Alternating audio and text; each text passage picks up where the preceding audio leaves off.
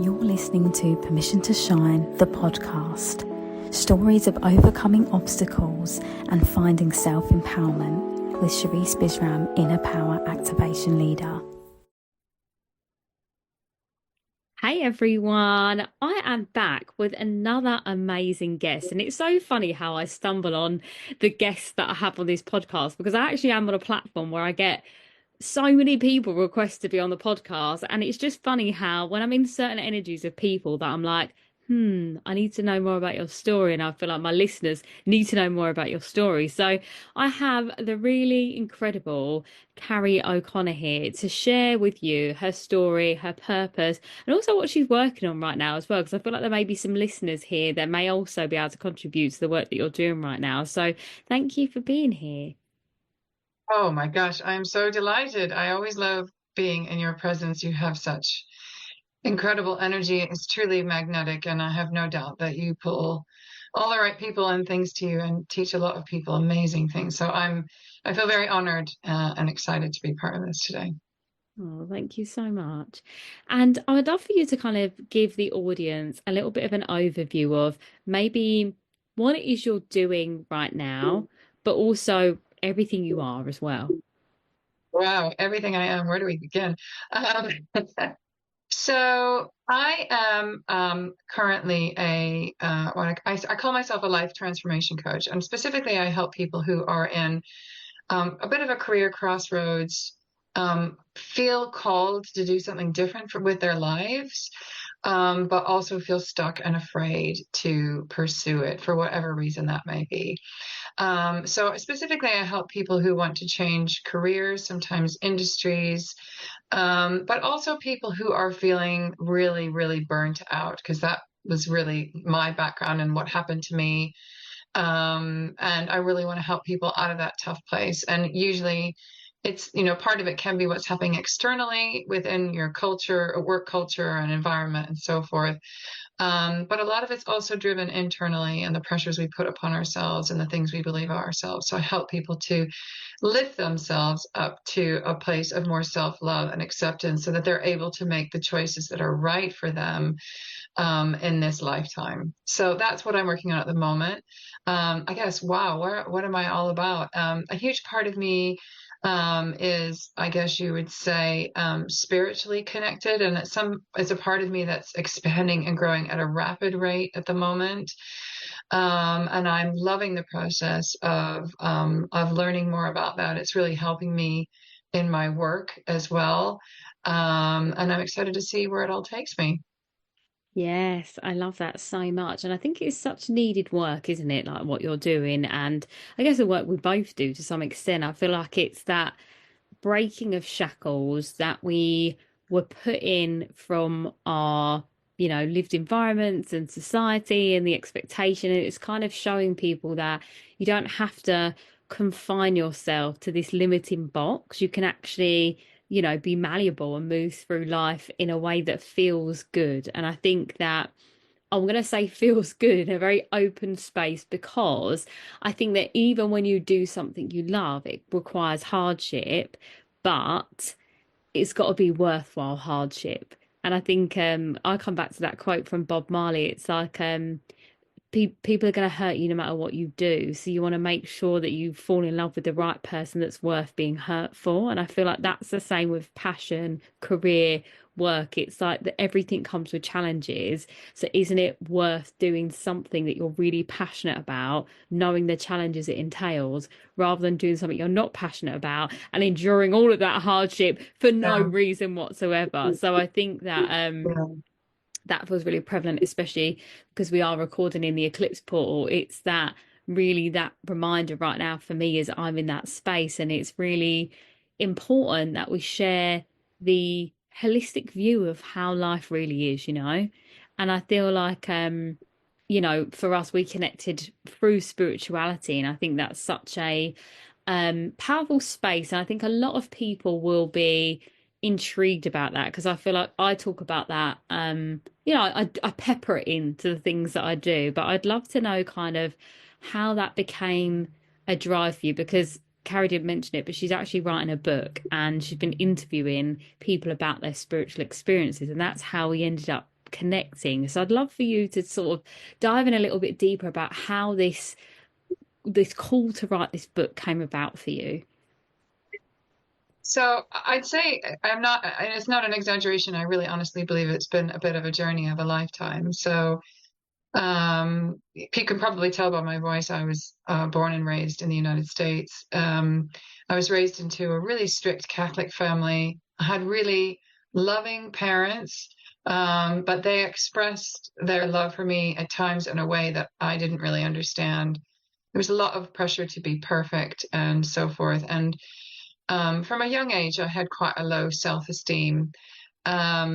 That stayed with me for most of my adult life until, I would even say the last maybe 5 years is when I've been able to really embrace and step into who I really am. But I spread my wings when I was about 25 and moved overseas to Germany when I started my corporate career. And I kind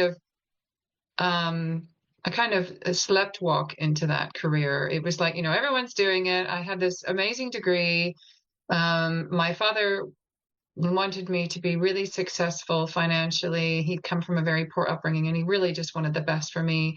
And it was kind of like everything was laid out for me, like this was my path. And so I just kind of marched down the path without really realizing that, wow, I have actually a choice. I could have sat back and really thought about what is it that actually lights me up, and that journey was a long one for me. I took a coaching degree in 2008 and it felt like a hand in a glove, but there was so much fear for me around losing my standard of living and financial situation, that the idea of choosing something that I wanted because it was what felt right for me felt wrong. And I slipped then back into the corporate world. And fast forward 13 years later, I was completely exhausted, burnt out. My self-confidence was really at rock bottom. And I realized that when that role was made redundant, that I had to discover and fulfill my purpose.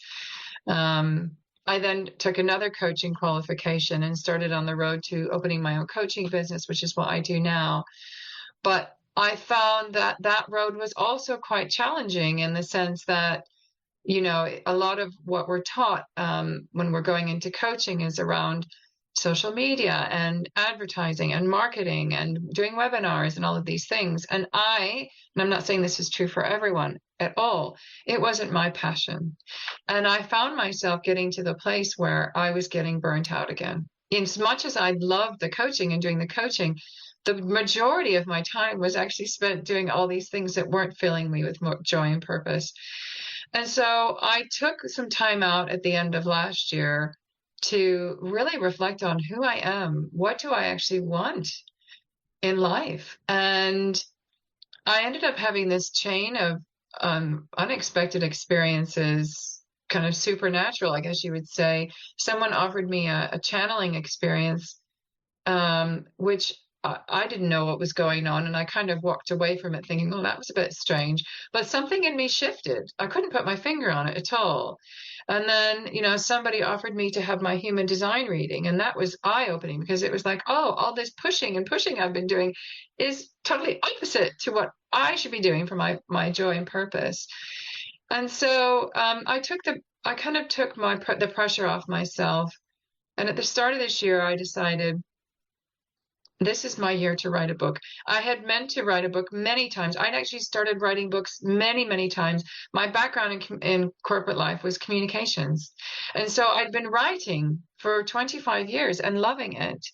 And I knew that there was a book in me, but I just never felt like it was the right time until the start of this year. And I ended up going to a free writers boot camp with Hay House Media, which publishes a lot of spiritual books. And I was sat in this virtual environment surrounded by all these incredible souls and these people with these incredible spiritual gifts and abilities to help literally heal people in, from a mind, soul, body perspective. And I heard people talking about how, oh, am I the right person to write this book? And I'm not really sure if I know how to say this. And I thought, my book, that it was meant to be about self-confidence, should be for these people, these what I'm calling hidden healers. And I know from my own experience, having been in the corporate world, my deep connection with spirituality during that time, but feeling I needed to hide it, that I couldn't like follow that calling, that I couldn't really embrace what it was at the time, that, you know, if you can really allow yourself to do that, then you can step into and embrace what truly is your calling and your full potential. And when I'm finding through this process my own awakening, because I said, oh, I'm going to interview with 100 people. I had this divine inspiration, interview 100 people. And that's how I met your lovely self. But through meeting all these people, it's unlocked my own spiritual awakening. I now have a direct communication and conversation with source energy every single day, throughout the day. It's so magical. It's made me feel truly connected to everyone.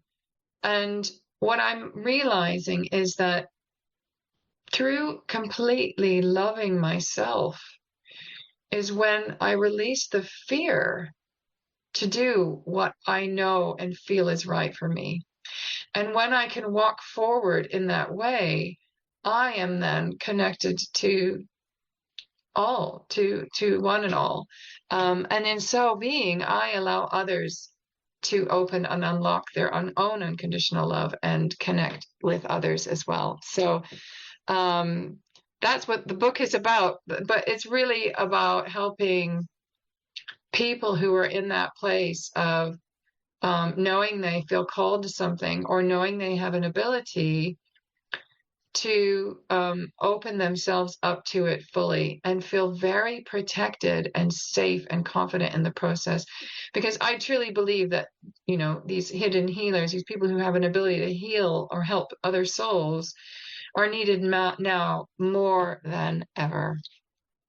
Yes, I love that so much. And that word hidden healers, that like the first time you said it again, then I had all these chills in my body, because it really is that, isn't it? You know, like this call for this grand awakening of people to be their fullest expression of themselves. And as you said, you know, more than ever, we really need this right now. You know, there's so much darkness, and you know, the way the media stirs what's happening in the world. It's so easy to get lost in, you know, what's actually happening in the 3D and not connecting to that thing that's bigger. And I think that again, like how I've been feeling recently, is kind of pulled into that 3D. So it's always lovely to be in spaces where you're reminded of that 5D, that connection to the all that is energy. And I think that, you know, more than anything, it is just that unconditional love, isn't it, that really is the key in all of Yeah, that. and I think a lot of people hear that and they think, and if I would have heard this a few years ago, I would have thought, well, that's just too hard. I've had too many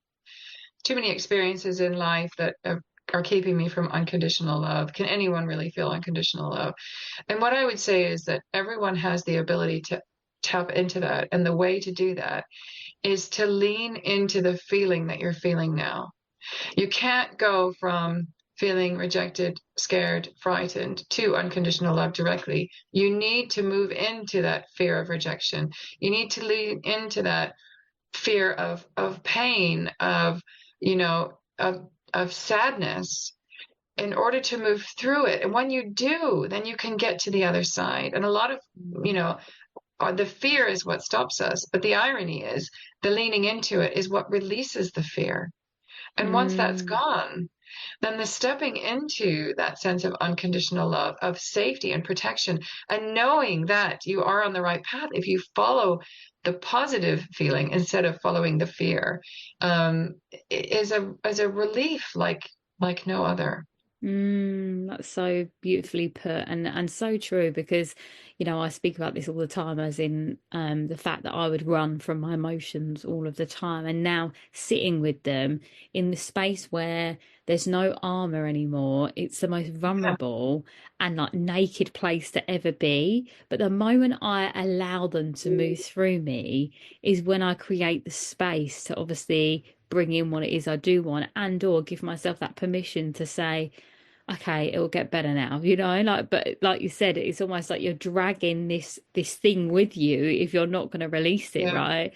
And yeah, it's just so all important things that, yeah, everyone just needs constant reminders of. But I guess really that kind of comes to obviously the essence of the podcast, which is when would you say, I mean, there's obviously the book, the call to write the book, but also going into the coaching space throughout your life. When do you feel like was that real moment that you gave yourself the permission to shine?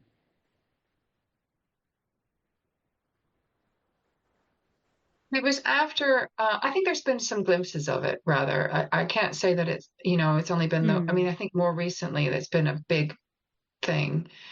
But there were certainly some glimpses of it at different times in my life. I had some counseling when I was in my early 20s. And I remember thinking, I'm allowed to love myself, I wasn't quite ready to believe it, but it was kind of like that, okay, I am allowed to.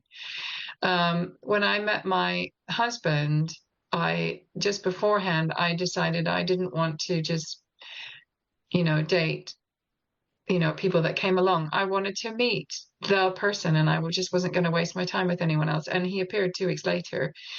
Wow. I think, just saying I'm prioritizing me. I'm valuing and respecting me. Was another uplift. Each of these things are another level of expansion. You know what I mean? I think when my last corporate role was made redundant, that was another level of me expanding and accepting um, that there was this higher purpose for me, and that holding on to the fear was what was keeping me from achieving it. It's been, it wasn't an overnight thing. It's now almost 3+ years later. I think what has unlocked it most for me more recently is that I've allowed the space to think. I think I've allowed myself the space to just be instead of keep doing. Mm. And I'm hearing that more and more, actually, that I need to do that space of just being, because that is when the fear is gone. The doing is all around a fear of something, usually. I've got to do this thing so that this thing doesn't happen, quite often what is behind our doing. And of course, we can't stop doing because we have to get on with life. We are humans at the same time. But it's doing from the perspective of the desire, the want, the passion, the positive that will come from it, as opposed to doing it from the fear of what the repercussions of not doing it would be. And so I'm leaning more into the space of being, where I'm inspired by what's happening in my environment to do something. And I'm finding in that's where the greatest outcomes are coming for me. And that all came from, I think that starting in November of last year, I literally just stopped. I stopped working and I started journaling. It was about 2 weeks of deep meditation and really just allowing myself to listen to what was coming up for me. And that's only become more and more so for me. And what I'm really learning is that all of this starts with a self-awareness. And that is noticing the little subtle emotions that come up, that little sense of unease, that little maybe discomfort in your body. Those are all messages. And I do believe that Source sends us these messages and they will continue throughout life. Like, my journey is not ever going to finish. I will have discomforts and challenges tomorrow, next week, later today. And each of these things are to help me to expand to the next level. They're there for me to hear the message that's coming through, learn what I need to heal, move through the healing. And in so doing, I then allow myself to expand more and more and more and more. And I believe that's what life is about, tuning into that awareness, going through the challenges that will come, because I think Source is sending them. They're like, okay, we want you to learn this now, right? So I'm learning to embrace these things now. I don't see the good and the bad. I see it all as good. Everything is coming for our greatest good. And I find that that is helping me to move through the challenges more easily than I would have in the past. And you know, this book is also to help people to be able to do that in their own lives and empower them to be able to do that. And, you know, as hidden healers, to then also help others to do the same. Yes, absolutely. I loved everything you just said then, and I just was taking it all in because it was just, yeah, I felt like it was an absolute flow, which was so nice to hear and be in your energy of that space. And I feel like a lot of what you've said there is all the things I say really, which was just lovely to, you know, be in that space again where it's presenting back. And I always find that with actually podcast guests is that I've said this in my own episodes on my own, and then having someone else come in and say the same thing. It's like, look, I'm not the only one saying this. You know, it really Yeah. is that. It's like, you know, the key parts there are like the being, you know, and I think that we have grown up in this society where masculine energy was the way to do things. You know, even as women, if you wanted to get anywhere in life, you had to kind of adopt that masculine persona to be in that hustle mode, to win, to all of those things. And I think what we're all learning collectively as women right now is that you can start to strip it back, you know? It's not about doing anymore, it is about being. But like you said, you know, they come in hands in hand. And I think the beautiful space to be in is that part where you soften, you surrender, you be, and then the action will present itself, as you said, based on what the universe is telling you. And even down to when you said then about, you know, the universe is sending you signs to help you grow through it. I am the living example of that in every part of my life. So much so that recently I kind of said to the universe, right, ready for the next thing, ready for the big level up. And then everything has come crashing down with it, because I always say the breakdown happens before the breakthrough. And that's exactly where I'm at right now. And it's when we zoom out of the feeling of, oh, this is really hard and crap, it's like, oh, okay, yes, I see what's happening there. I'm breaking an old cage so I can finally feel that deeper sense of freedom or whatever it is that I'm trying to reach in myself. And I guess for me, to reiterate what you said there, the key to everything that we are trying to achieve in life, which I believe to an extent, whether people realize it or not, is an extent of self mastery. That does start with the tiny increments of self awareness, and it just builds over time. You know, like my friends always say to me, my emotional intelligence is ridiculously high to the point where I talk about things that they wouldn't even think about for themselves. And it's not to be like, oh, look at me. It's just to be like, you know, I'm continuously every single day, every single moment thinking, why is this happening like this way? What is this showing me? What am I learning from this? Instead of feeling like, why is this happening? It's like, no, what is this teaching me right now? You know, what am I learning from this experience? What part of this experience relates to an older version of me or an older cycle that I've been through? And how am Yeah. I processing it differently now? And I think that Mm-hmm. it all comes from that real beautiful space. And I feel like healers, empaths, anyone that identifies with being more intuitive, it feels heavier and harder sometimes because you're allowing yourself to feel deeper than most people want to Yeah. feel. And I found that from doing my own healing journey, that my whole life I'd been numb and I'd been in this survival mode. So then when I took those layers of armor off, like now, and I'm in this space where there's no armor, there's no protection, there's no safety net. It is just me out here taking the shots of life and saying, okay, well, what am I going to do with that now? You know, maybe instead of actually taking a bullet, you catch it because you know it's coming. You know, it's like that kind of energy of understanding. And it is, yeah, it's vast. And I think that that really is, I think life as a whole is so vast, isn't it? There's so much openness. And I think when you are connected and you are open to receiving, you are also in a space of vulnerability to be true, but to also, you know, be accepting of the hard stuff that comes with that. And the question is, you know, like, do you want to keep your heart open and receive so you can give more, or do you want to close off and repeat the same thing you've always done? Yeah. Yeah. The question I always like to ask myself, and the wisdom that is channeled through me at times is, what do I need to heal right now? Mm. What do I need to heal right now to help me through this more easily and to help me to break that cycle?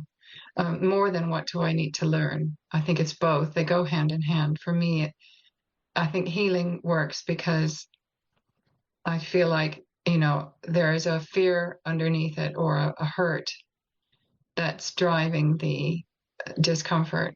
Mm. And once that can be addressed, then the discomfort can be relieved. Then you feel safe. Then you feel Mm. protected. And you know that everything's working out for your greatest good because it was put there to heal you. Once, that bit of healing has happened, the thing that you want to manifest in this lifetime is much more likely.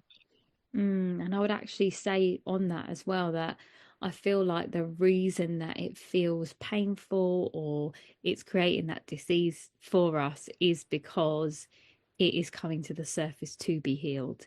It wouldn't come Yeah. to the surface if it wasn't for that. So that's always what I think back to. I'm like, oh, okay, this lesson, I know this one well. I know this one well. I've been through this one a few times, but I'm like, there's still more there. So we go in. And I think what I've learned, about myself even more so is that I suffered in silence my whole life. So I will heal out loud now. I will tell people about, what I'm processing, how it feels, how I'm working through it, because I think that we are all met every single day, like we said, with our own set of challenges, tests, obstacles, whatever it is. And people need to know that it's not just you. You're not the only one suffering. Like everyone is going through their own version of suffering. I actually listened to a podcast the other day, and the lady was an agent and she was a spy, so she's taught to be neutral. She's always neutral, whether something happens that's really amazing, something happens that's really bad. And I was like, oh, I don't know how I feel about being neutral, because I want to be able to feel the depths of life. But what she was saying there, which I did take away, that I was like, yeah, I value that, is oh gosh, it's just slipped my mind. I've gone right off on a tangent now. It's got it off of my mind now. What was I saying? The depth of emotion. Um, oh, is that you're not the only one. That's it. So she's like, we are, as humans, we can be quite selfish to think that we're the only person in the world going through this feeling right now. But when you realize that you're not the only one, she's like, you take away that sense of like ownership and ego and that isolation of it being so hard, because actually there's 8 billion people in the world right now. And I would say at least half of those people are feeling a tiny ounce of what it is that you're going through to some extent. And it kind of is Yeah. that problem shared is a problem halved, but like on a grand scale. That's why I always use the words zoom out. Like right now it feels really intense, but if you zoom out and look at your life as a whole, what actual percentage or amount of hardship is this tiny moment in the grand scheme of what you're trying to create? Mm. I think one of those senses that is universal for all of us as well is this feeling of, I'm just not good enough. Mm. And it's interesting because through this process I'm going through, it's one I've been exploring a lot. And I try and explore it not through the lens of, well, it's because of this thing happening in my life and the way that this person treated me and so forth. It's more just like, okay, let's just look at it non-judgmentally. Let's just look at it for what it is, right? And what I'm learning is that if we all felt that way, and we do, then there would be no greatness in this world. And you can look around you and see many examples of greatness in most people.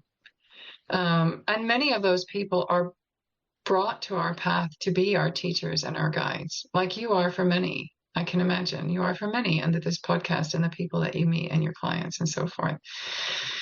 And so the real message that I'm learning is that we are, and this isn't unique to my understanding, but we are part of the all. We are part of the one. And if you assume that universal energy or source or whatever you like to call it is in fact unconditional love, and we are part of that, then of course we are enough exactly as we are. And that does not mean perfection. It means we have our quirks, we have our moments, we have our questions about self-identity. All of these things that make us who we are exactly what makes us perfect for who we are. And when we can fully accept that and step into that person of who we are, then that fear of not being enough can go. And from there, so much possibility resides. I loved all of that so much. I feel like you could record that small segment and just play it as a meditation to go to sleep to at night. It's so is that, like as you were speaking, I just felt this such beautiful, warm energy come through me, and I hope that the listeners can feel that too, because it just is that. It doesn't need to be overcomplicated. We don't need to dramatize it as we do as humans. It's like you said, when we connect and we go into that space, especially in meditation, like that softness, that ease, that flow, that infinite, it really is those beautiful moments of deep connection. That's why for me, like meditation is such a big part of my life. Like I couldn't function without it, even in times where I feel uneasy just throughout the day. And I found out that because I have in human design, I have a defined sacral, is that I go for a wave of emotions every single day. So all day, every day, my emotions go up and down. Same, yeah. I only found that out the other day, and I was like, wow. I was like, that makes so much sense. And she said to me, you may feel like you have different voices in your head at one time. And I was like, yes, absolutely. That I was like, oh, that's good. So I'm not crazy. I'm actually just feeling very deeply lots of emotions all the time. And I feel like coming back to my set of practices and finding that stillness in that discomfort, but also in the knowing that this is just part of my experience here. Yeah. It just gives it that sense of what's the right word? I don't know. I feel like for me that it's that knowledge is power, but even on a scale that can't be measured in words, it's just a knowing, isn't it? It's like, oh, Yeah. Yeah. okay, that just And is. what a beautiful gift that is, the fact that you can do that. And I know it's like an uncomfortable ride at times, and it can feel like going down a roller coaster at breakneck speed, I know, with something terrifying at the bottom. But that ability means that you're also able to connect more deeply to source. You're more able to recognize the feeling as it comes up so that you can work through it. And I'm learning to see that as very much, because I pointed to myself and you were talking earlier, that's the same for me. I'm learning to realize that that is in many ways for me a superpower, and not in the sense of I'm better than anyone else, but it just enables me and empowers me to be able to tap right in and work with it, as opposed to it kind of running under the surface and doing destruction, if that makes sense.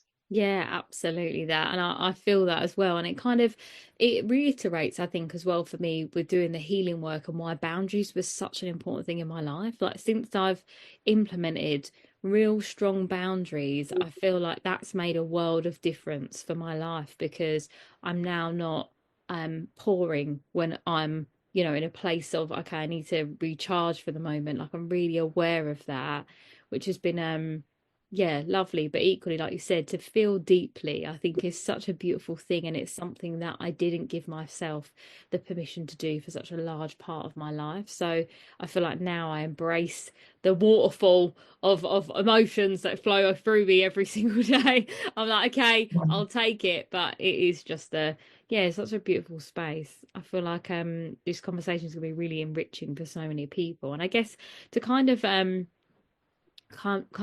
come to a point where we're wrapping up, what would you say to anyone that is maybe started to something's crumbling in their life and they're now coming into this next stage of whatever it is, as a transformation coach? What would be your kind of like maybe one or two points that you'd say to someone to kind of help them on that journey?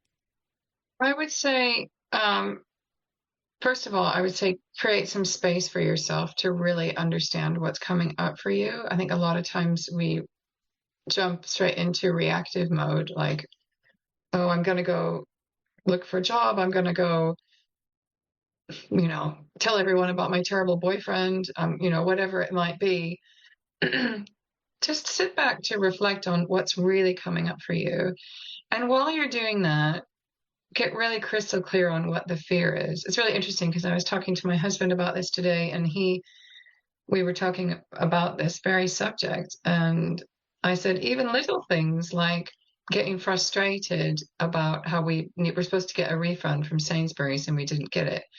I said, it's those kind of moments. You got to notice that frustration and then ask yourself, where's that really coming from?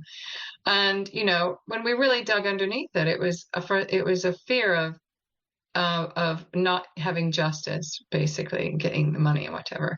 But underneath all of that was a fear of lack that there's just not enough money. There's not enough money to go around. There's not enough money for us. There's not enough money for everyone.